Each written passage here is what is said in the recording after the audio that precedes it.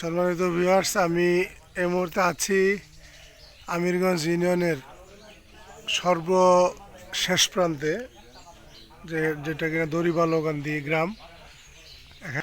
এখানে আপনারা দেখতে পাচ্ছেন যে একটি নারিকেল গাছ। এই নারিকেল গাছে প্রতিটি পাতায় পাতায় দেখেন অনেকগুলা বাবুই বাসা দেখা যাচ্ছে, যেগুলা এই যে বাবুই বাসাদের যে বাসা বোনার যে একটা ঐতিহ্য গ্রামের বিভিন্ন তাল গাছে বা অন্যান্য গাছে দেখা যাইতো, সেগুলো কিন্তু এখন বিলুপ্তির পথে।